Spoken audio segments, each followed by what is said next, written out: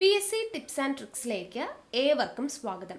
വരുന്ന LDC പരീക്ഷയ്ക്കായിക്കോട്ടെ, LGSനായിക്കോട്ടെ, ഇനി വരാനിരിക്കുന്ന എല്ലാ PSC പരീക്ഷകൾക്കും ഒരുപോലെ പ്രാധാന്യം അർഹിക്കുന്ന ഒരു ഭാഗമാണ് SCRT എന്ന് പറയുന്നത്. അപ്പോൾ പഴയ SCRT പാഠഭാഗങ്ങളെല്ലാം നമ്മൾ കംപ്ലീറ്റ് ആയിട്ട് പഠിച്ചു തീർത്തിട്ടുണ്ട്. LGSന് വേണ്ടിയിട്ട് ഇപ്പോഴും നമ്മൾ SCRT ചാപ്റ്റേഴ്സ് ചെയ്തുകൊണ്ടിരിക്കുന്നുണ്ട്.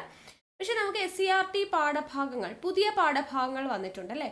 അത് ഇപ്പോൾ എല്ലാ SCRT ചാപ്റ്റേഴ്സും മാറിയിട്ടില്ല. ചില ക്ലാസ്സുകളിലെ 1, 2, 3, 5, 7, 9 എന്നീ ക്ലാസ്സുകളിലെ ചില SCRT പാഠഭാഗങ്ങൾ, ചിലതല്ല കൂടുതലും SCRT പാഠഭാഗങ്ങൾ മാറ്റമുണ്ട്. അപ്പോൾ ആ ഒരു പുതിയ SCRT ടെക്സ്റ്റ് ബുക്കിനെ ബേസ് ചെയ്തിട്ടുള്ള ക്ലാസ് വേണമെന്ന് ഒരുപാട് പേര് ആവശ്യപ്പെട്ടതുകൊണ്ടാണ് നമ്മളിങ്ങനെ ഒരു സീരീസ് സ്റ്റാർട്ട് ചെയ്തത്. അപ്പോൾ നമ്മൾ കഴിഞ്ഞ ദിവസം, ഇന്നലെ നമ്മൾ SCRT 5ാം ക്ലാസ്സിലെ സോഷ്യൽ സയൻസിലെ ഒരു ചാപ്റ്റർ നമ്മൾ എടുത്തിട്ടുണ്ടായിരുന്നു, ഇന്ത്യൻ ഭരണഘടനയുടെ ഭാഗത്ത് വരുന്ന ചാപ്റ്റർ. അപ്പോൾ 5ാം ക്ലാസ്സിൽ നമുക്ക് അത്രയും ആ ഒരു ചാപ്റ്റർ മാത്രമാണ് നിങ്ങൾക്ക് ആ ഒരു ഭാഗത്ത് പഠിക്കാനായിട്ടുള്ളൂ. ഇപ്പം നമ്മുടെ സിലബസ് പ്രകാരമൊക്കെ നമ്മൾ നോക്കുമ്പോൾ പഠിക്കാനായിട്ട് ഏറ്റവും പ്രധാനപ്പെട്ട ഒരു ചാപ്റ്റർ എന്ന് പറയുന്നത് അതാണ്. അപ്പോൾ നമുക്കിങ്ങനെ ഓരോ ക്ലാസ് എടുത്ത് നോക്കിയാലും അവിടെ നമുക്ക് ഇപ്പോൾ പരീക്ഷകൾക്ക് ആവശ്യമുള്ള ഭാഗങ്ങളിൽ നിന്നുള്ള ക്ലാസ്സുകൾ അല്ലെങ്കിൽ ചാപ്റ്റേഴ്സാണ് നമ്മൾ എടുത്തു തരുന്നത് കേട്ടോ. അപ്പോൾ ഇന്ന് നമ്മൾ നോക്കാൻ വേണ്ടി പോകുന്നത് 7ാം ക്ലാസ്സിലെ ഒരു ചാപ്റ്ററാണ്, സാമൂഹ്യശാസ്ത്രം. ഇതാണ് ടെക്സ്റ്റ് ബുക്കിൻ്റെ ഫ്രണ്ട് പേജ് എന്ന് പറയുന്നത്. അപ്പോൾ ഇവിടെ നമുക്ക് ചാപ്റ്റേഴ്സ് നോക്കുമ്പോൾ നിങ്ങൾക്ക് കാണാൻ വേണ്ടി പറ്റും, നമുക്ക് ആവശ്യമുള്ള കാര്യങ്ങളും ഇല്ലാത്ത കാര്യങ്ങളൊക്കെ ഉണ്ട്. ഇപ്പോൾ ചാപ്റ്റേഴ്സിൻ്റെ പേര് നമുക്ക് നോക്കാം. മധ്യകാല ഇന്ത്യ ഉണ്ട്, മധ്യകാല ഇന്ത്യ സാംസ്കാരിക പ്രസ്ഥാനങ്ങൾ, ഭരണഘടനാ വഴിയും വഴികാട്ടിയും. അപ്പോൾ നമുക്ക് ഇവിടെ മധ്യകാല ഇന്ത്യയും മധ്യകാല ഇന്ത്യ സാംസ്കാരിക പ്രസ്ഥാനങ്ങളൊക്കെ നമുക്ക് പിന്നീട് ഒരിക്കൽ പഠിക്കാം. അപ്പോൾ നമ്മൾ കഴിഞ്ഞ ദിവസം ഭരണഘടനയുമായി ബന്ധപ്പെട്ട 5ാം ക്ലാസ്സിലെ ഒരു ചാപ്റ്ററാണ് പഠിച്ചത്. അപ്പോൾ ഇനി 7ാം ക്ലാസ്സിലെ നമുക്ക് ഭരണഘടനയുമായി ബന്ധപ്പെട്ട ഭരണഘടന വഴിയും വഴികാട്ടിയും എന്ന് പറയുന്ന ചാപ്റ്റർ നിങ്ങൾ കാണുന്നുണ്ടോ? ഈ ഒരു ചാപ്റ്ററാണ് നമ്മൾ ഇന്നത്തെ ക്ലാസ്സിൽ പഠിക്കാനായിട്ട് പോകുന്നത്. ഓക്കെ, അപ്പോൾ ഞാൻ പറഞ്ഞിട്ടുണ്ടായിരുന്നു പുതിയ SCRTക്ക് വേണ്ടിയിട്ട് ഒരു നോട്ട്ബുക്കും പെന്നും വെക്കണം, നോട്ട് തയ്യാറാക്കിയിട്ട് പഠിക്കണം എന്നൊക്കെ. അപ്പോൾ എല്ലാവരും കേട്ട് കാണും അല്ലേ. അപ്പോൾ നോട്ട്ബുക്കും പെന്നും ഒക്കെ റെഡിയാക്കി വെക്കുക, ക്ലാസ് കേൾക്കുക, നോട്ട്സ് തയ്യാറാക്കിയിട്ട് പഠിക്കുക, റിവിഷൻ ചെയ്യുക. ഓക്കെ, അപ്പോൾ നമുക്ക് എന്തായാലും ഒട്ടും വൈകാതെ നമ്മുടെ ഭരണഘടന വഴിയും വഴികാട്ടിയും എന്ന് പറയുന്ന 7ാം ക്ലാസ്സിലെ 3ാമത്തെ പാഠഭാഗത്തിലോട്ട് കടക്കാം. ഇതാണ് നമ്മുടെ പാഠഭാഗം, ഭരണഘടന വഴിയും വഴികാട്ടിയും. ഇതാണ് ചാപ്റ്ററിന്റെ പേര് കേട്ടോ. ചാപ്റ്ററിന്റെ പേര് നോട്ട് ചെയ്തിട്ട് വേണം എഴുതാൻ വേണ്ടിയിട്ട്. അപ്പോൾ നമുക്ക് തുടക്കത്തിൽ തന്നെ തന്നിരിക്കുന്നത് ഗാന്ധിജിയുടെ ഒരു ഫോട്ടോ തന്നിട്ടുണ്ട്. എന്നിട്ട് അദ്ദേഹം പറഞ്ഞ വാക്യങ്ങൾ കൊടുത്തിട്ടുണ്ട്. എന്താണ് കൊടുത്തിട്ടുള്ളത് നോക്കാം. എല്ലാ പ്രതിസന്ധികളിൽ നിന്നും കർത്തൃത്വത്തിൽ നിന്നും ഇന്ത്യയെ മോചിപ്പിക്കുന്ന ഒരു ഭരണഘടനയ്ക്കായി ഞാൻ പരിശ്രമിക്കും. അപ്പോൾ ഈ വാക്യങ്ങളെല്ലാം വളരെയധികം നമ്മുടെ PSC പരീക്ഷകളിൽ ഇമ്പോർട്ടൻ്റ് ആണ്. ചിലപ്പോൾ ഈ ഒരു പാരഗ്രാഫ് ഇങ്ങനെ തന്നെ തരും, അല്ലെങ്കിൽ ഇതിൻ്റെ ഇടയ്ക്ക് നിന്നുള്ള ഒരു വരി തരും അല്ലേ. എന്നിട്ട് ഇത് ആരുടെ വാക്കുകളാണ്, അല്ലെങ്കിൽ ഇത് ഏതിൽ നിന്ന് എടുത്തതാണ്, ഇങ്ങനെയൊക്കെ നമുക്ക് ചോദിക്കാറുണ്ട്. അപ്പോൾ ശ്രദ്ധിക്കുക, എന്താണ് അദ്ദേഹം പറഞ്ഞത്? എല്ലാ പ്രതിസന്ധികളിൽ നിന്നും രക്ഷാകർതൃത്വത്തിൽ നിന്നും ഇന്ത്യയെ മോചിപ്പിക്കുന്ന ഒരു ഭരണഘടനയ്ക്കായി ഞാൻ പരിശ്രമിക്കും.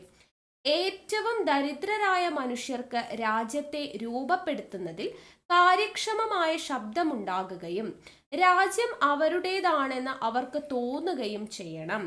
ഉച്ചനീചത്വങ്ങളില്ലാതെ എല്ലാ സമുദായക്കാരും തികഞ്ഞ സൗഹാർദ്ദത്തോടെ ജീവിക്കുന്ന ഇന്ത്യക്കായാണ് എൻ്റെ പരിശ്രമം. തൊട്ടുകൂടായ്മയുടെയും ലഹരി വസ്തുക്കളുടെയും ശാപമില്ലാത്ത ഇന്ത്യ. പുരുഷന്മാരുടെ അവകാശങ്ങൾ അതേപോലെ സ്ത്രീകൾക്കും അനുഭവിക്കാനാകുന്ന ഇന്ത്യ. അപ്പോൾ നമ്മുടെ ഭരണഘടന എന്ന് പറയുന്നത് എങ്ങനെയായിരിക്കണം എന്നുള്ള ഗാന്ധിജിയുടെ ചിന്തയാണ് ഇവിടെ കൊടുത്തിട്ടുള്ളത് അല്ലെ. എങ്ങനെയുള്ള ഭരണഘടനയാണ് വേണമെന്ന് പറയുന്നത്? എല്ലാ പ്രതിസന്ധികളിൽ നിന്നും രക്ഷാകർതൃത്വത്തിൽ നിന്നും ഇന്ത്യയെ മോചിപ്പിക്കുന്ന ഒരു ഭരണഘടനയ്ക്ക് വേണ്ടിയിട്ടാണ് ഗാന്ധിജി ശ്രമിക്കുന്നത്. പിന്നെയോ ദരിദ്രരായ മനുഷ്യർക്ക് രാജ്യത്തെ രൂപപ്പെടുത്തുന്നതിൽ കാര്യക്ഷമമായ ശബ്ദമുണ്ടാകുകയും, അതായത് അവർക്കും അഭിപ്രായവും എല്ലാം പറയാനുള്ള അവകാശം ഉണ്ടാവുകയും രാജ്യം അവരുടേതാണെന്ന് അവർക്ക് തോന്നുകയും ചെയ്യണം. അല്ലെങ്കിൽ ദരിദ്രർ അല്ലെങ്കിൽ പണക്കാർ എന്നുള്ള ഒരു വ്യത്യാസവും ഇല്ലാതെ ദരിദ്രരായ മനുഷ്യർക്കും രാജ്യത്തെ രൂപപ്പെടുത്തുന്നതിൽ പങ്കുവേണം. പിന്നെ ഉച്ചനീചത്വങ്ങളില്ല, എല്ലാ സമുദായക്കാരും സൗഹാർദ്ദത്തോടു കൂടി ജീവിക്കുന്ന ഒരു ഇന്ത്യക്ക് വേണ്ടിയിട്ടുള്ള പരിശ്രമമാണ് അദ്ദേഹം പറയുന്നത്. ഓക്കെ, പുരുഷന്മാരുടെ അവകാശങ്ങൾ അതുപോലെ ആർക്കും വേണം, സ്ത്രീകൾക്കും വേണം. അപ്പോൾ നമ്മുടെ ഭരണഘടന എങ്ങനെയായിരിക്കണം എന്ന് പറയുന്ന ഗാന്ധിജിയുടെ ഈ വാക്കുകൾ ഇമ്പോർട്ടൻ്റ് ആണ്, ഒന്ന് ഓർത്ത് വെക്കാം. ഇനി ഇത് ഗാന്ധിജിയുടെ വാക്കുകളാണെന്ന് മാത്രം പഠിച്ചാൽ പോരാ, അദ്ദേഹത്തിൻ്റെ യങ് ഇന്ത്യ എന്ന് പറയുന്ന പുസ്തകത്തിലേതാണെന്ന് ഇവിടെ പ്രത്യേകമായിട്ട് കൊടുത്തിട്ടുണ്ട്. വർഷം 1931 എന്നും പറഞ്ഞ് കൊടുത്തിട്ടുണ്ട്. അപ്പോൾ യങ് ഇന്ത്യ 1931 മഹാത്മാഗാന്ധിയുടെ ഉദ്ധരണികളാണ് ഇത് എന്നുള്ളത് ഓർത്തിരിക്കുക. ഓക്കെ, അപ്പോൾ ആദ്യത്തെ നമ്മുടെ ചോദ്യത്തിനുള്ളത് കിട്ടി. ഇനി നമുക്ക് നോക്കാം, സ്വാതന്ത്ര്യത്തിന് ശേഷമാണോ നമ്മൾ ഭരണഘടനയെക്കുറിച്ച് ചിന്തിച്ചു തുടങ്ങിയത്? ഭാവി ഇന്ത്യയുടെ ഭരണഘടനയിൽ എന്തെല്ലാം ആശയങ്ങൾ ഉണ്ടാകണമെന്നാണ് മഹാത്മജി ആഗ്രഹിച്ചത്? അപ്പോൾ നമ്മളൊരു ഭരണഘടനയെ ചിന്തിച്ചു തുടങ്ങിയത് സ്വാതന്ത്ര്യത്തിന് ശേഷമാണോ എന്ന ചോദ്യത്തിന് നമുക്ക് ആൻസർ കിട്ടി. കാരണം യങ് ഇന്ത്യയിൽ 1931 തന്നെ ഗാന്ധിജി ഇവിടെ നമ്മുടെ ഒരു ഭരണഘടനയ്ക്കായി നമ്മൾ പരിശ്രമിക്കുമെന്ന് പറയുന്നുണ്ട്. സോ സ്വാതന്ത്ര്യത്തിന് മുൻപ് തന്നെ നമ്മൾ ചിന്തിച്ചു തുടങ്ങിയിരിക്കുന്നു എന്നുള്ളതാണ് അവിടെ നിന്ന് നമുക്ക് മനസ്സിലാക്കാൻ പറ്റുന്നത്. സോ ഭാവി ഇന്ത്യയുടെ ഭരണഘടനയിൽ എന്തെല്ലാം ആശയങ്ങൾ ഉണ്ടാകണം എന്നാണ് അദ്ദേഹം പറഞ്ഞത്? പരമാധികാരം ഉണ്ടായിരിക്കണം, തുല്യത ഉണ്ടായിരിക്കണം, സാഹോദര്യം ഉണ്ടായിരിക്കണം, ലിംഗനീതി. ആ ഒരു സെന്റൻസ് വായിക്കുമ്പോൾ നമുക്ക് ഇതൊക്കെ മനസ്സിലാകും അല്ലെ. ജനങ്ങൾക്ക് അധികാരം വേണം, പരമാധികാരം വേണം, പിന്നെ എല്ലാവരും തുല്യർ അല്ലെ, ദരിദ്രർ അല്ലെങ്കിൽ പണക്കാർ എന്നുള്ള വ്യത്യാസം ഇല്ലാതെ തുല്യത വേണം, സാഹോദര്യം വേണം അല്ലെ, ഉച്ചനീചത്വങ്ങളില്ലാതെ എല്ലാ സമുദായക്കാരും തമ്മിലൊരു സാഹോദര്യം വേണം, ആണുങ്ങൾക്കും പെണ്ണുങ്ങൾക്കും തുല്യ അവകാശം, അതായത് ലിംഗനീതി വേണം. ഇങ്ങനെയുള്ള കാര്യങ്ങളൊക്കെയാണ് മഹാത്മജി ഇതിലൂടെ പറഞ്ഞിരിക്കുന്നത് എന്നുള്ളത് കൊടുത്തിട്ടുണ്ട്. ഇനി നമുക്ക് നമ്മുടെ ഭരണഘടന സ്വാതന്ത്ര്യ സമര സേനാനികളുടെ സ്വപ്നം എന്നുള്ള രീതിയിലാണ് ഹെഡിങ് തന്നിട്ടുള്ളത്. നമുക്ക് നോക്കാം. ബ്രിട്ടീഷ് ആധിപത്യത്തിനെതിരെ ഉയർന്നു വന്ന ആദ്യത്തെ ബഹുജന സമരമായിരുന്നു ഏത്? 1857 ഒന്നാം സ്വാതന്ത്ര്യ സമരം. അപ്പോൾ ഭരണഘടനയുമായിട്ട് ഈ ഒന്നാം സ്വാതന്ത്ര്യ സമരത്തിന് എന്താണ് ബന്ധം? അത് വഴിയെ നമ്മൾ പറഞ്ഞ് നേരെ ഭരണഘടനയിലോട്ട് കടക്കുന്നുണ്ട്. അപ്പം നമുക്ക് നോക്കാം. അപ്പോൾ ബ്രിട്ടീഷ് ആധിപത്യത്തിനെതിരെ ഉയർന്നു വന്ന ആദ്യത്തെ ബഹുജന സമരം ഏത്? ഒന്നാമത്തെ ചോദ്യം 1857 ഒന്നാം സ്വാതന്ത്ര്യ സമരമാണ്. ഇനി സൈനികർ, ഗോത്രവർഗക്കാർ, രാജാക്കന്മാർ, പ്രഭുക്കന്മാർ, കർഷകർ തുടങ്ങി നിരവധി വിഭാഗങ്ങളാണ് ഈ സമരത്തിൽ പങ്കാളികളായത്. ഇതൊക്കെ നമുക്ക് അറിയുന്നതാണ്. ജനങ്ങൾക്കിടയിൽ മതസൗഹാർദ്ദത്തിലൂന്നിയുള്ള ദേശീയ ബോധം വളർത്തുന്നതിന് ഈ സമരം സഹായകമായി. അപ്പോൾ 1857 ഒന്നാം സ്വാതന്ത്ര്യ സമരം എന്ന് പറയുന്നത് പരാജയപ്പെട്ട ഒരു സമരമാണെങ്കിൽ കൂടി നമ്മൾ പഠിച്ചിട്ടുണ്ട് അല്ലേ, അത് പരാജയമായിരുന്നു. അപ്പോൾ വൻ പരാജയമായിരുന്നെങ്കിൽ കൂടി ജനങ്ങൾക്കിടയിൽ മതസൗഹാർദ്ദത്തിലൂന്നിയ ഒരു ദേശീയ ബോധം വളർത്തുന്നതിന് ഈ സമരം സഹായകമായിട്ടുണ്ട്. ഇനി ദേശീയ ബോധം ശക്തിപ്പെട്ടതോടെ വൈദേശിക ആധിപത്യത്തിനെതിരെ ഇന്ത്യയുടെ വിവിധ ഭാഗങ്ങളിൽ എന്തു ചെയ്തു? കുറേയധികം പ്രാദേശിക സംഘടനകളൊക്കെ രൂപപ്പെട്ടു. അതിന് എക്സാമ്പിൾ ആയിട്ട് അവർ കൊടുത്തിട്ടുണ്ട് Indian association, Madras native association, Pune Sarvajanik സഭ. ഇങ്ങനെയുള്ള പ്രാദേശിക സംഘടനകളൊക്കെ ഒരുപാട് രൂപം കൊണ്ടു.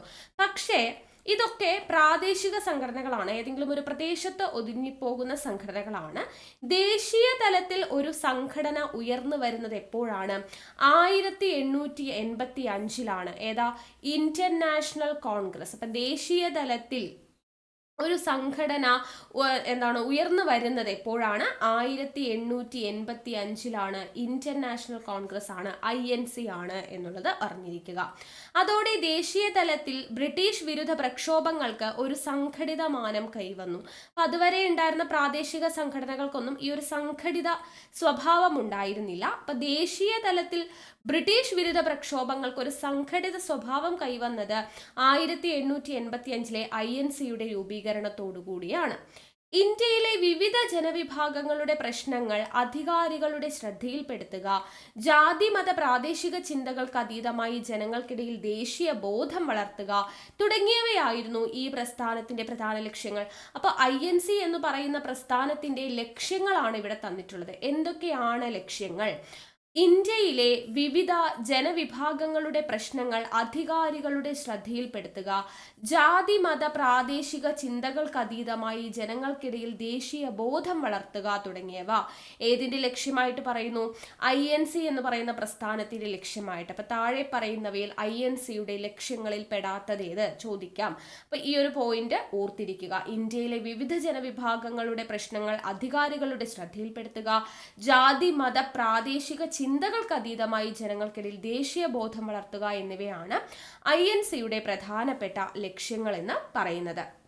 ഇനി വിദേശ ഭരണം അവസാനിപ്പിക്കുക എന്നത് മാത്രമല്ല, മെച്ചപ്പെട്ട സാമൂഹിക രാഷ്ട്രീയ ജീവിതം ഓരോ ഇന്ത്യക്കാരനും ഉറപ്പാക്കുക എന്നതും സ്വാതന്ത്ര്യ സമര പ്രസ്ഥാനത്തിന്റെ പ്രധാന ലക്ഷ്യങ്ങളിൽ ഒന്നായിരുന്നു. ഇപ്പോൾ മറ്റുള്ളത്, അതായത് വിദേശ ഭരണം മാത്രമല്ല, വിദേശ ഭരണം അവസാനിപ്പിക്കുക എന്നത് കൂടാതെ തന്നെ മെച്ചപ്പെട്ട സാമൂഹിക രാഷ്ട്രീയ ജീവിതം ഓരോ ഇന്ത്യക്കാരനും ഉറപ്പാക്കുക എന്നതുകൂടെ സ്വാതന്ത്ര്യ സമര പ്രസ്ഥാനത്തിന്റെ പ്രധാന ലക്ഷ്യങ്ങളിൽ ഒന്നായിരുന്നു എന്നുള്ളത് ഓർത്തിരിക്കുക.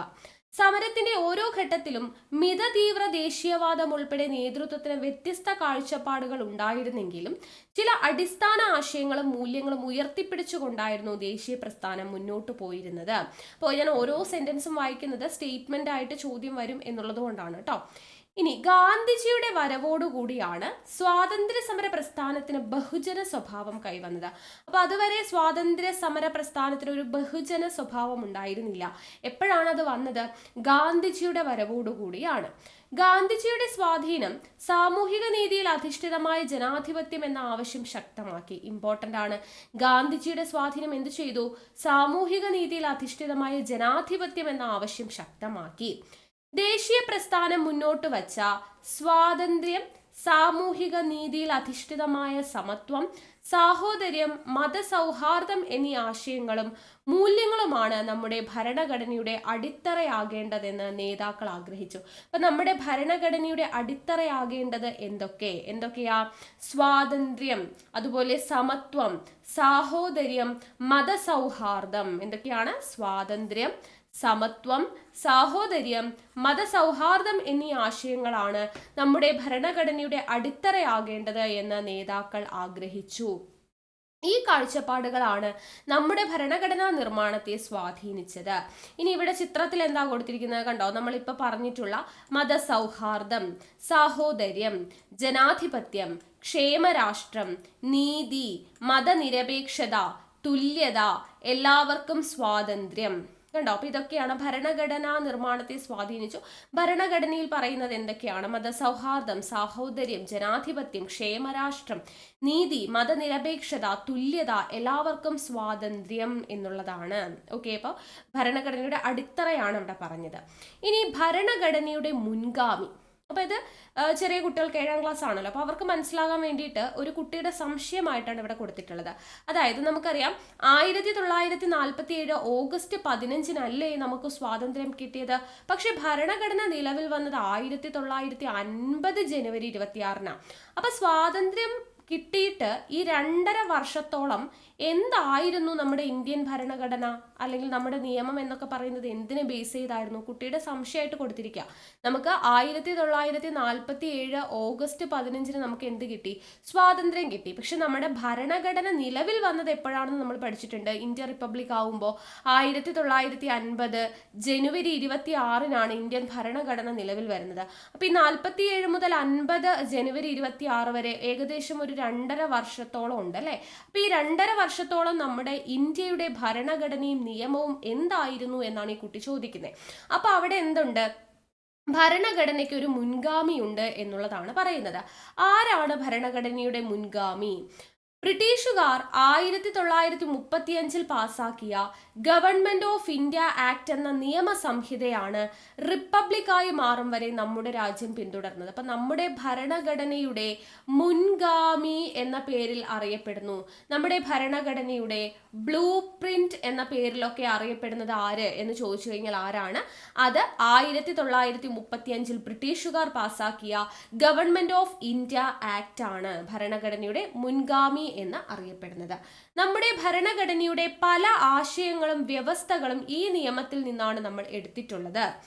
1950 ജനുവരി 26 നമ്മുടെ ഭരണഘടന നിലവിൽ വരുന്നത്. അപ്പൊ അതുവരെയും നമ്മൾ പിന്തുടർന്നത് ഈ പറയുന്ന ബ്രിട്ടീഷുകാർ പാസാക്കിയ 1935 ഗവൺമെന്റ് ഓഫ് ഇന്ത്യ ആക്ടിനെ ആയിരുന്നു. 1950 ജനുവരി 26 ഭരണഘടന നിലവിൽ വന്നതിന് ശേഷം നമ്മൾ അത് പിന്തുടരാനായിട്ട്, നമ്മുടെ ഭരണഘടന പിന്തുടരാനായിട്ട് തുടങ്ങി. അപ്പോൾ ഭരണഘടനയുടെ മുൻഗാമി എന്നറിയപ്പെടുന്നത് ആര് എന്ന് ചോദിച്ചാൽ 1935 ഗവൺമെന്റ് ഓഫ് ഇന്ത്യ ആക്ട് ആണ്. ഇനി നമുക്ക് ഗവൺമെന്റ് ഓഫ് ഇന്ത്യ ആക്ടിന്റെ സവിശേഷതകൾ എന്ന് പറഞ്ഞിട്ട് കൊടുത്തിട്ടുണ്ട്. അപ്പൊ ഗവൺമെന്റ് ഓഫ് ഇന്ത്യ ആക്ട് 1935 അതിന്റെ സവിശേഷതകൾ എന്തൊക്കെയാണ്?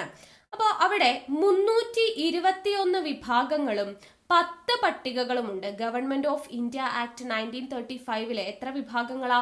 321 വിഭാഗങ്ങളും 10 പട്ടികകളുമാണ് ഉള്ളത്. പിന്നെയോ ദുർബല വിഭാഗങ്ങൾ, സ്ത്രീകൾ, തൊഴിലാളികൾ എന്നിവർക്ക് പ്രത്യേക മണ്ഡലങ്ങളുണ്ട്. ദുർബല വിഭാഗങ്ങൾ, സ്ത്രീകൾ, തൊഴിലാളികൾ എന്നിവർക്ക് പ്രത്യേക മണ്ഡലങ്ങളുണ്ട്. പിന്നെയോ കേന്ദ്രത്തിനും അന്നത്തെ പ്രവിശ്യകൾക്കുമായി അധികാരം വിഭജിച്ചു. അപ്പോൾ കേന്ദ്രത്തിനും പ്രവിശ്യകൾക്കുമായിട്ടാണ്. അപ്പോൾ അന്ന് എന്താണ്? അന്ന് സംസ്ഥാനങ്ങളില്ല, കേന്ദ്രവും പിന്നെ പ്രവിശ്യകളുമാണ് ഉണ്ടായിരുന്നത്. അപ്പൊ കേന്ദ്രത്തിനും പ്രവിശ്യകൾക്കുമായിട്ട് അധികാരം വിഭജിച്ചു. നമ്മളിപ്പോ പറയുന്നുണ്ട് കേന്ദ്രത്തിനും സംസ്ഥാനങ്ങൾക്കും അധികാരം വിഭജിക്കുന്നതിനെയാണ് നമ്മൾ ഫെഡറലിസം എന്ന് പറയാന്ന് പറഞ്ഞിട്ടുണ്ട് അല്ലെ. അപ്പൊ അന്ന് തന്നെ ഫെഡറലിസം എന്ന് പറയുന്ന ആശയമുണ്ട്. അപ്പൊ കേന്ദ്രത്തിനും പ്രവിശ്യകൾക്കുമായിട്ട് അധികാരം വിഭജിക്കുന്ന ഫെഡറലിസം എന്ന് പറയുന്നതും എന്തിന്റെ സവിശേഷതയാണ്? The government of India act 1935 സവിശേഷതയായിട്ട് പറയുന്നുണ്ട്. ഇനി കേന്ദ്രത്തിൽ ദ്വിമണ്ഡല സഭ, അത് നമ്മൾ ഇപ്പോഴും ഫോളോ ചെയ്യുന്നത് ദ്വിമണ്ഡല സഭയാണ് അല്ലെ. അപ്പൊ കേന്ദ്രത്തിൽ ദ്വിമണ്ഡല സഭ, പിന്നെ 6 പ്രവിശ്യകളിൽ ദ്വിമണ്ഡല സഭകൾ. കേന്ദ്രത്തിൽ ദ്വിമണ്ഡല സഭ, 6 പ്രവിശ്യകൾ ഉണ്ടായിരുന്നതിലും ദ്വിമണ്ഡല സഭകൾ. ഇതൊക്കെയായിരുന്നു the government of India act 1935 എന്ത് സവിശേഷതകൾ. എന്തൊക്കെയാണ്? 321 വിഭാഗങ്ങളും 10 പട്ടികകളും, ദുർബല വിഭാഗങ്ങൾ, സ്ത്രീകൾ, തൊഴിലാളികൾ എന്നിവർക്ക് പ്രത്യേക മണ്ഡലങ്ങൾ, കേന്ദ്രത്തിനും അന്നത്തെ പ്രവിശ്യകൾക്കുമായിട്ടുള്ള അധികാര വിഭജനം, കേന്ദ്രത്തിൽ ദ്വിമണ്ഡല സഭ, 6 പ്രവിശ്യകളിൽ ദ്വിമണ്ഡല സഭകൾ. ഇതാണ് സവിശേഷതകളായിട്ട് പറഞ്ഞിട്ടുള്ളത്. നോട്ട് ചെയ്ത് വെച്ചേക്കണം. ഇനി നമ്മൾ ഭരണഘടനയുടെ നിർമ്മാണത്തിലേക്ക് വരികയാണ്. അപ്പൊ ഭരണഘടനാ നിർമ്മാണത്തിലേക്ക് 1946 അധികാര കൈമാറ്റം ചർച്ച ചെയ്യുന്നതിനായി ഇന്ത്യ സന്ദർശിച്ച ക്യാബിനറ്റ് മിഷന്റെ പ്രധാന നിർദ്ദേശങ്ങളിൽ ഒന്നായിരുന്നു സ്വതന്ത്ര ഇന്ത്യക്കായുള്ള ഒരു നിയമസംഹിത. അപ്പൊ സ്വതന്ത്ര ഇന്ത്യക്ക് വേണ്ടി ഒരു നിയമസംഹിത വേണമെന്ന നിർദ്ദേശം ആരുടേതാണ്? 1946 അധികാരം കൈമാറ്റം ചർച്ച ചെയ്യുന്നതിന് വേണ്ടിയിട്ട് നമ്മുടെ ഇന്ത്യ സന്ദർശിച്ച cabinet mission, Pethick Lawrence chairman ആയിട്ടുള്ള ക്യാബിനറ്റ് മിഷൻ എന്നുള്ളതിന്റെ നിർദ്ദേശങ്ങളിൽ ഒന്നായിരുന്നു നമുക്ക് വേണ്ടി ഒരു നിയമസംഹിത എന്നുള്ളത്. ഈ ലക്ഷ്യം മുൻനിർത്തിയാണ് ഭരണഘടനാ നിർമ്മാണ സഭ രൂപീകൃതമാവുന്നത്. ഇനി ഭരണഘടനാ നിർമ്മാണ സഭയുടെ സവിശേഷതകൾ എന്ന് പറഞ്ഞിട്ട് നമുക്കിവിടെ ഒരു ഫ്ലോ ചാർട്ട് കൊടുത്തിട്ടുണ്ട്. കണ്ടോ? പദസൂര്യൻ കൊടുത്തിട്ടുണ്ട്. അപ്പൊ ഭരണഘടനാ നിർമ്മാണ സഭയുടെ സവിശേഷതകൾ എന്തൊക്കെ?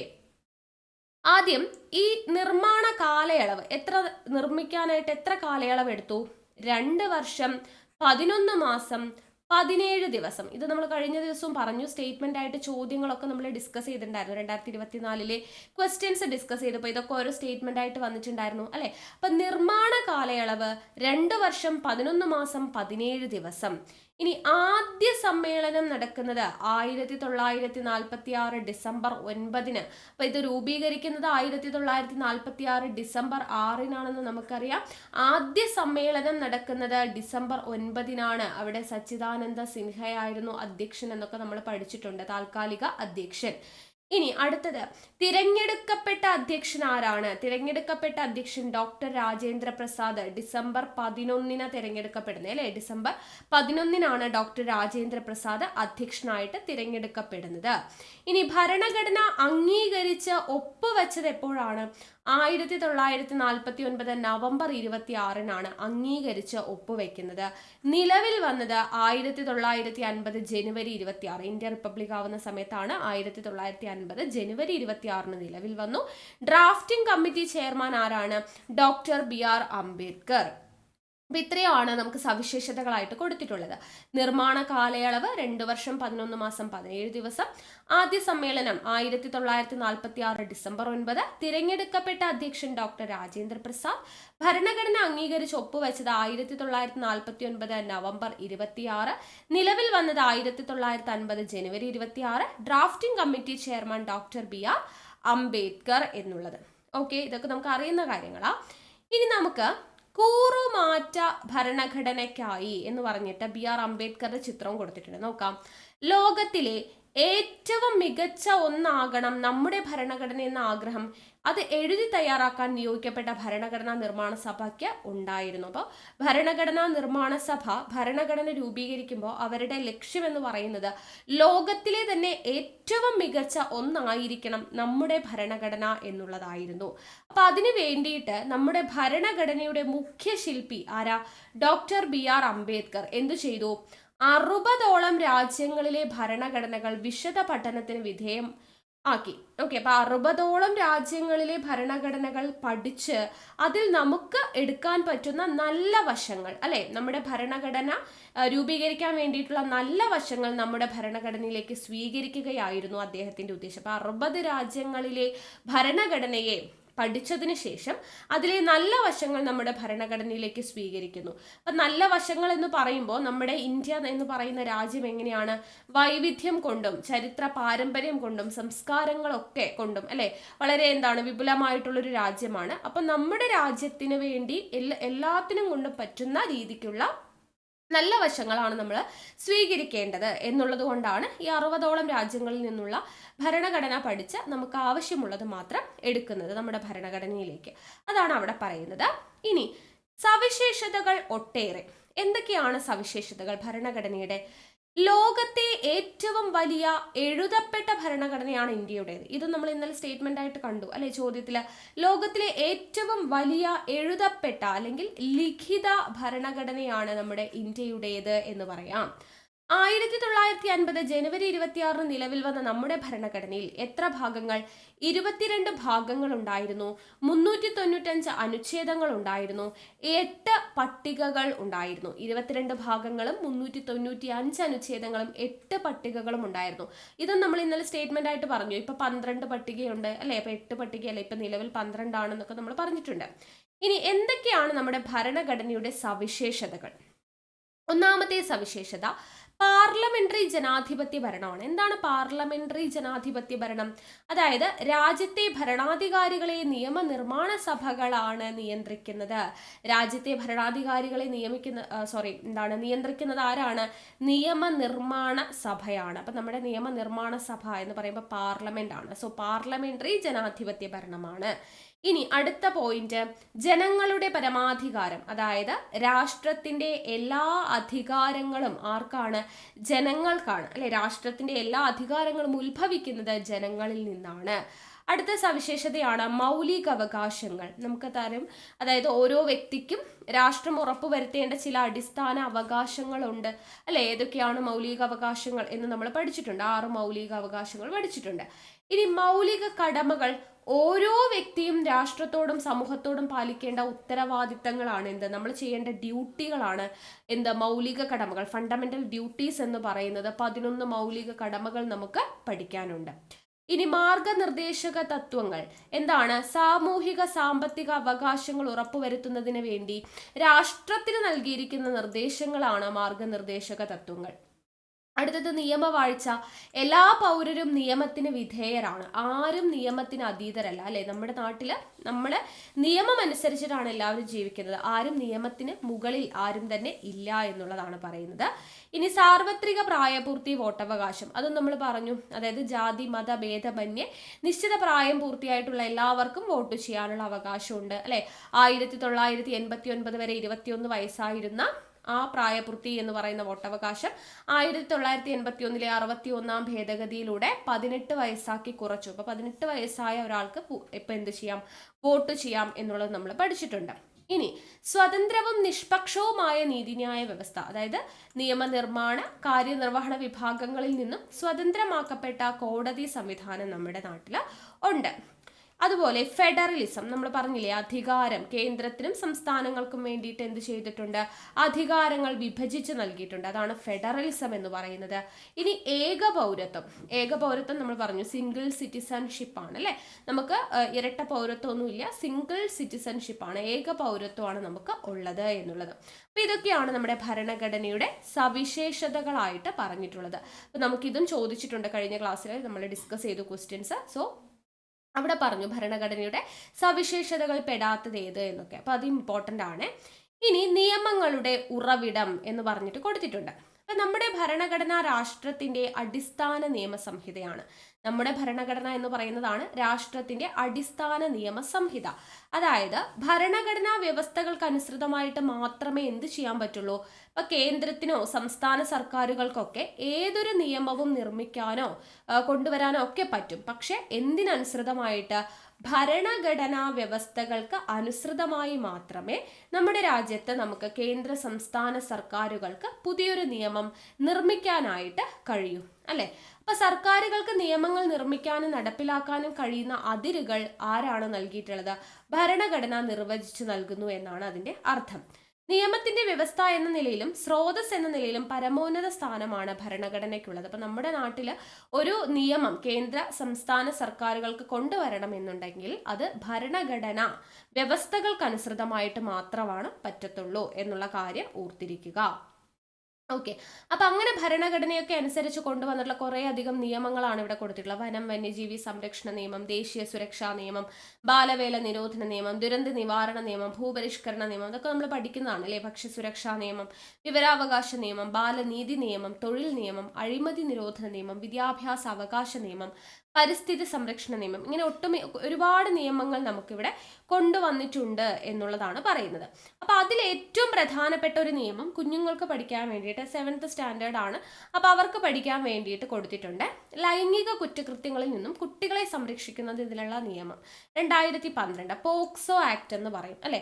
അപ്പൊ ഈ പോക്സോ ആക്ട് ഒന്നും നമ്മൾ പണ്ട് സ്കൂളിൽ പഠിക്കുമ്പോഴൊന്നുമില്ല. അപ്പൊ പുതിയ ടെക്സ്റ്റ് ബുക്ക് ഇറക്കിയപ്പോൾ അവർ ഇതൊക്കെ ഉൾപ്പെടുത്തി. കാരണം എന്താണ്? ഇപ്പൊ ഒരുപാട് പോക്സോ കേസുകളും ഒക്കെ റിപ്പോർട്ട് ചെയ്യുന്നുണ്ട്, അല്ലെ? നമ്മുടെ രാജ്യത്താണെങ്കിലും എല്ലായിടത്തും എന്താണ് ഇങ്ങനെയുള്ള ലൈംഗിക കുറ്റകൃത്യങ്ങൾ കുട്ടികൾക്കെതിരെ ഒരുപാട് ഉണ്ടാവുന്നുണ്ട്. അപ്പൊ അതുമായി ബന്ധപ്പെട്ട കുട്ടികൾക്ക് ഒരു അറിവ് നൽകണം എന്നുള്ളത് കൊണ്ടാണ് ഈ 7th സ്റ്റാൻഡേർഡിലെ ടെക്സ്റ്റ് ബുക്കിൽ തന്നെ അവർ ഈ ഒരു നിയമത്തെക്കുറിച്ച് ഉൾപ്പെടുത്തിയിട്ടുള്ളത്. സോ അതിനെക്കുറിച്ച് എന്തൊക്കെ കാര്യങ്ങളാണ് കൊടുത്തിട്ടുള്ളത്? കുട്ടികൾക്ക് പഠിക്കാൻ വേണ്ടിയിട്ടുള്ള ഏറ്റവും പ്രധാനപ്പെട്ട കുറച്ച് പോയിന്റ്സാണ് കൊടുത്തിട്ടുള്ളത്. അതായത് കുട്ടികൾക്ക് നേരെ നടക്കുന്ന ലൈംഗിക അതിക്രമങ്ങൾ തടയുവാനും കുറ്റവാളികൾക്ക് തക്ക ശിക്ഷ ഉറപ്പാക്കുവാനും 1989 കുട്ടികളുടെ അവകാശ ഉടമ്പടി ലക്ഷ്യം വെക്കുന്നു. ഇന്ത്യൻ ഭരണഘടന ഉറപ്പു നൽകുന്ന അവകാശങ്ങൾ ലിംഗഭേദമില്ലാതെ, അതവിടെ പോയിന്റ് ഇമ്പോർട്ടൻ്റ് ആണ് കേട്ടോ. എങ്ങനെയാണ് കുട്ടികൾക്ക് ഇന്ത്യൻ ഭരണഘടന ഉറപ്പു നൽകുന്ന അവകാശങ്ങൾ ലിംഗഭേദമില്ലാതെ നടപ്പിലാക്കുക, അതായത് ആണെന്നോ പെണ്ണെന്നോ വ്യത്യാസമൊന്നുമില്ലാതെ നടപ്പിലാക്കുക.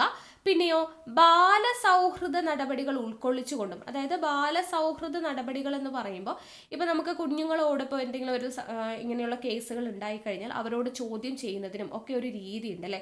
സമാധാനപരമായിട്ട്, അല്ലെങ്കിൽ നമുക്ക് യൂണിഫോം ധരിക്കരുത് എന്നൊക്കെ നമ്മൾ പഠിച്ചിട്ടുണ്ട്. പോക്സോ കേസിൽ കുഞ്ഞുങ്ങളോട് നമ്മൾ ചോദ്യം ചെയ്യുന്ന സമയത്ത് ഉദ്യോഗസ്ഥർ യൂണിഫോമിലാവരുത് എന്നൊക്കെ നമ്മൾ പറയുന്നുണ്ട്.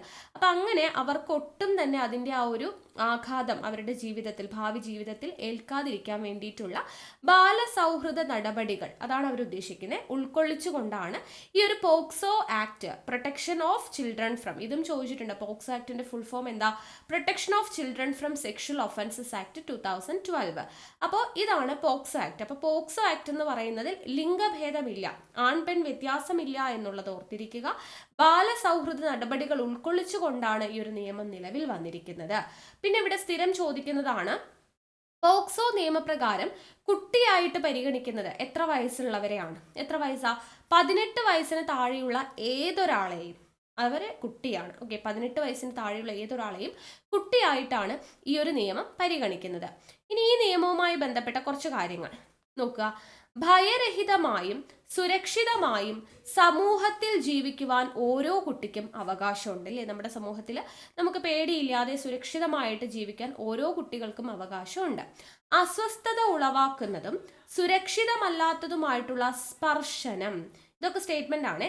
സ്പർശനം, നോട്ടം, പ്രവൃത്തി മുതലായവ ഏത് വ്യക്തിയിൽ നിന്നുണ്ടായാലും, അപ്പൊ ഇതൊക്കെ എന്തിൽ വരും? പോക്സോ ആക്ട് പ്രകാരം ലൈംഗിക കുറ്റകൃത്യങ്ങളിൽ വരും. സുരക്ഷിതമല്ലാത്ത സ്പർശനം, നോട്ടം, പ്രവൃത്തി, ഇതെല്ലാം എന്തിൽ വരും? ലൈംഗിക അതിക്രമത്തിൽ വരും. അപ്പൊ അങ്ങനെ എന്തെങ്കിലും ഉണ്ടായിക്കഴിഞ്ഞാൽ അത് തിരിച്ചറിയുവാൻ കഴിയണം. അപ്പൊ അത് കുട്ടികളോട് പറഞ്ഞു കൊടുക്കണം ടീച്ചേഴ്സ്, അല്ലെ? അതിനു വേണ്ടിയിട്ടാണ് ഇങ്ങനെ കൊടുത്തിട്ടുള്ളത്. ഇത്തരം പ്രവൃത്തികളോട് അരുത് എന്ന് പറയാനും അകറ്റി നിർത്താനും അധികാരികളോട് പരാതിപ്പെടാനും ശ്രദ്ധ പുലർത്തണം. ലൈംഗിക അതിക്രമ കേസുകൾ ഉണ്ടായാൽ അവ റിപ്പോർട്ട് ചെയ്യേണ്ടത് വകുപ്പ് 19 പ്രകാരം. അപ്പോൾ ഇവിടെ ഒരു വകുപ്പ് പറയുന്നുണ്ട്, അതുകൊണ്ട് തന്നെ നമ്മളത് പഠിക്കണം. വകുപ്പ് 19 പ്രകാരം ഇത് റിപ്പോർട്ട് ചെയ്യേണ്ടത് ആർക്കാണ്? സ്പെഷ്യൽ ജുവനൈൽ പോലീസ് യൂണിറ്റോ അല്ലെങ്കിൽ ലോക്കൽ പോലീസോ ആണ് എന്ന് നിയമത്തിൽ വിവരിക്കുന്നു. അപ്പൊ ഇങ്ങനെ ഒരു പ്രശ്നം ഉണ്ടായിട്ടുണ്ടെങ്കിൽ, ലൈംഗിക അതിക്രമ കേസുകൾ ഉണ്ടായാൽ അവ റിപ്പോർട്ട് ചെയ്യേണ്ടത് ആരാണ്?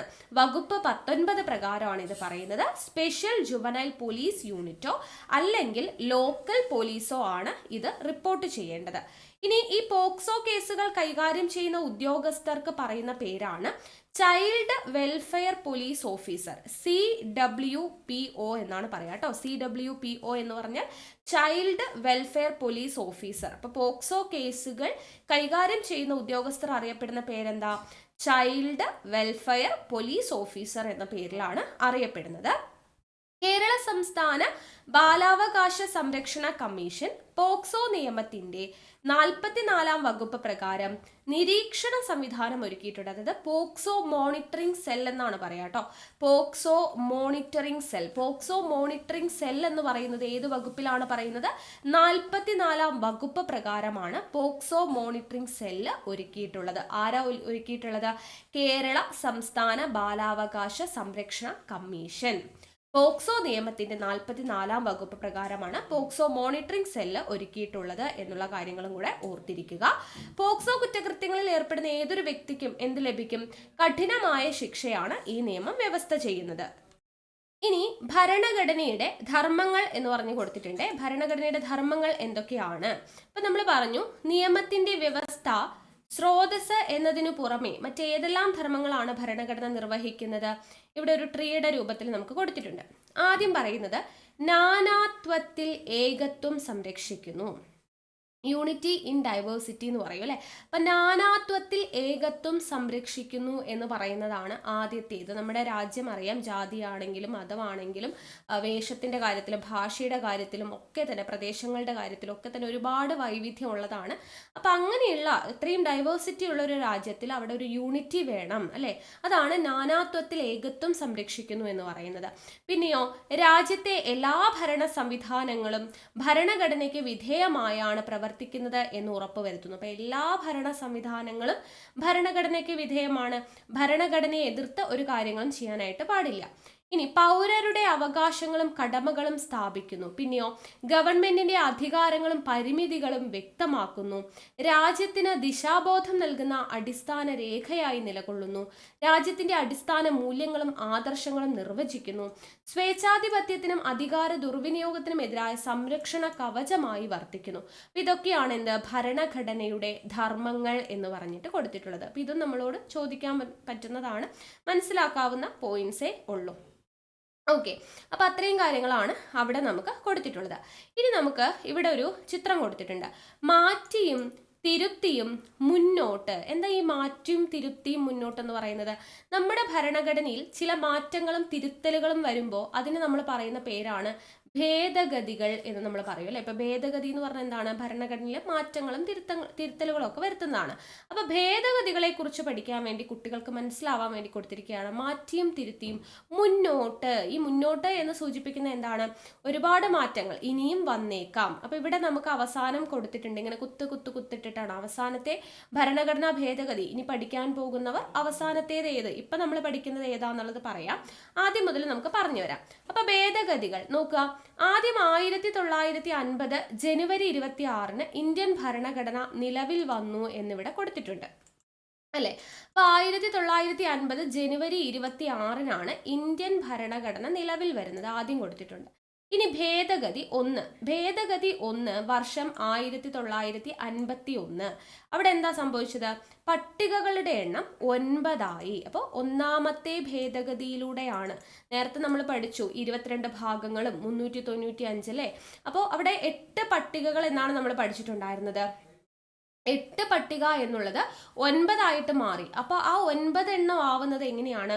ഭേദഗതി ഒന്നിലൂടെയാണ്. ഒന്നാമത്തെ ഭേദഗതിയിലൂടെ വർഷം 1951 ഒന്നാമത്തെ ഭേദഗതിയിലൂടെയാണ് പട്ടികകളുടെ എണ്ണം 9 മാറിയത് എന്നാണ് പറഞ്ഞിട്ടുള്ളത്. ഇനി അടുത്തത് ഭേദഗതി 42. 42ാം ഭേദഗതിയിൽ എന്താ സംഭവിച്ചത്? വർഷം കൊടുത്തിട്ടുണ്ട് 1976 42ാം ഭേദഗതി.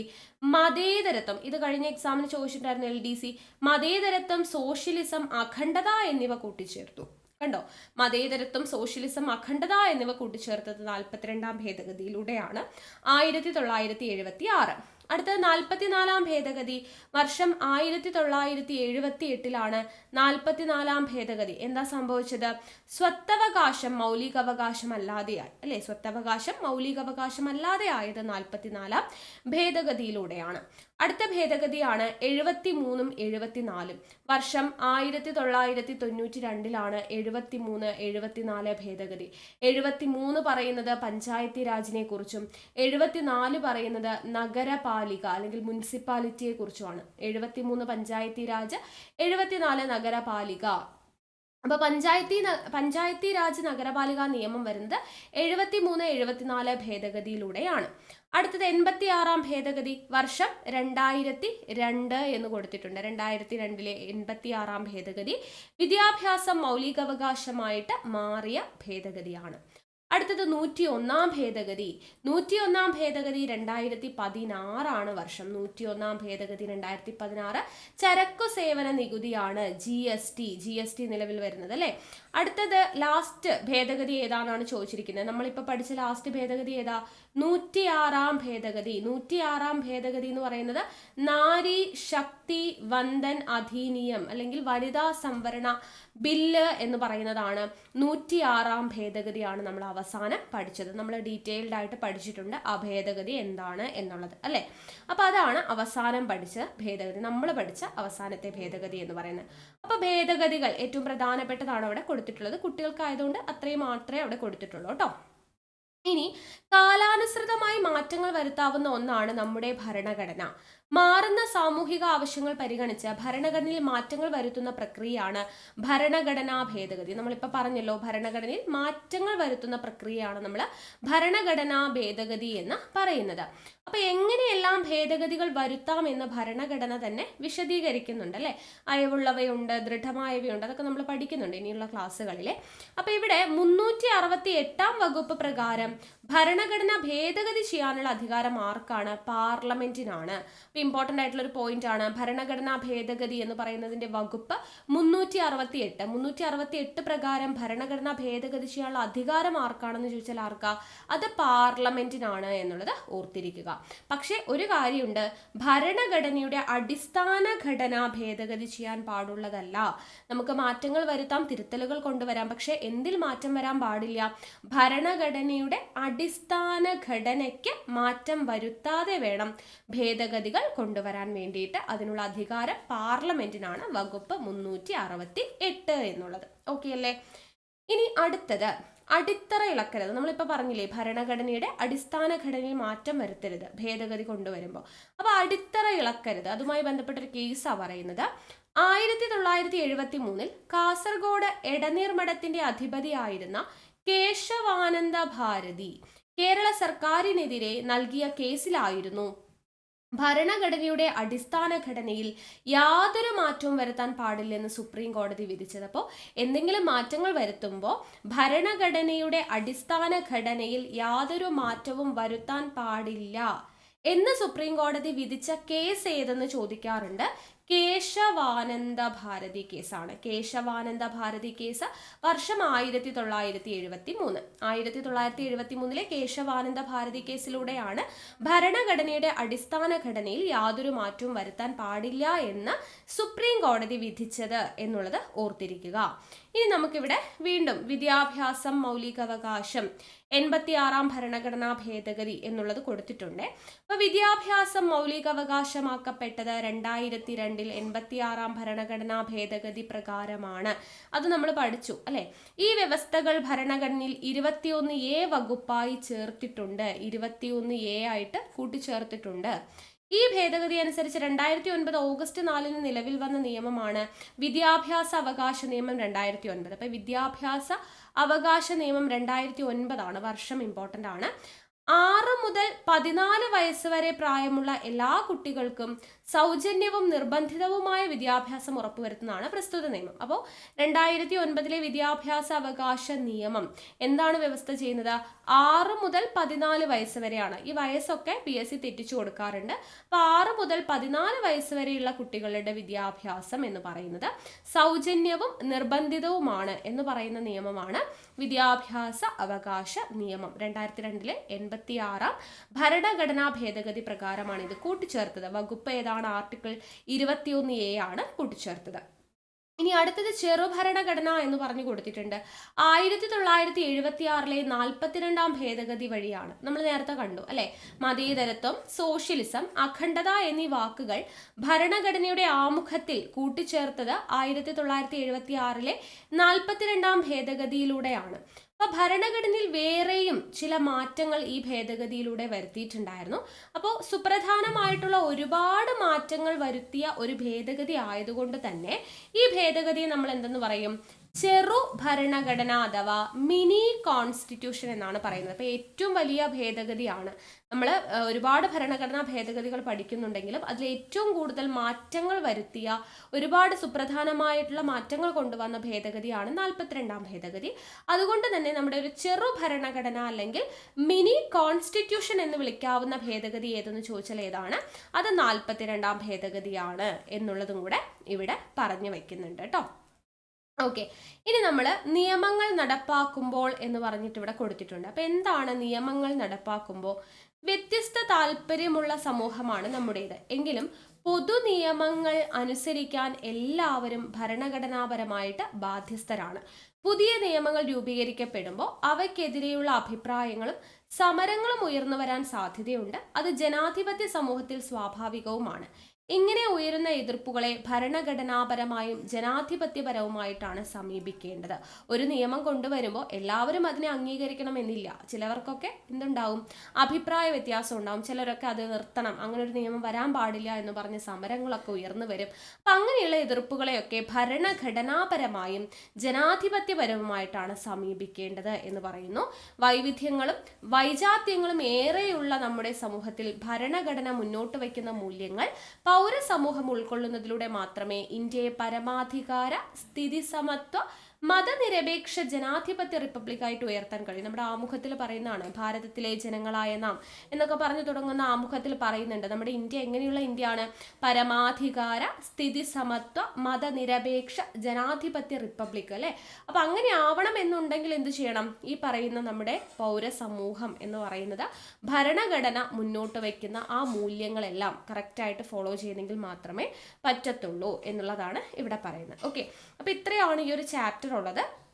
ഇന്ത്യൻ ഭരണഘടനയുമായി ബന്ധപ്പെട്ട ഏറ്റവും പ്രധാനപ്പെട്ട കുറേ അധികം പോയിന്റ്സ് നമ്മൾ പഠിച്ചു. ഇനിയും ഒരുപാട് ചാപ്റ്റേഴ്സ് ഉണ്ട് നമുക്ക് പഠിക്കാനായിട്ട്. അപ്പോൾ നമുക്ക് ഓരോ ദിവസം ഓരോ ചാപ്റ്ററായിട്ട് പഠിക്കാമെന്ന് ഞാൻ പറഞ്ഞിട്ടുണ്ടായിരുന്നു. സോ ഇത് നോട്ടും പെന്നും നിങ്ങളുടെ കയ്യിലുണ്ടാവുമല്ലോ. അപ്പോൾ നോട്ടൊക്കെ എഴുതിയിട്ട് പഠിക്കുക, റിവിഷൻ ചെയ്യുക. അപ്പോൾ നമുക്ക് വീണ്ടും അടുത്ത ക്ലാസ്സിൽ അടുത്ത ചാപ്റ്ററുമായിട്ട് കാണാം. Thank you all. ബൈ.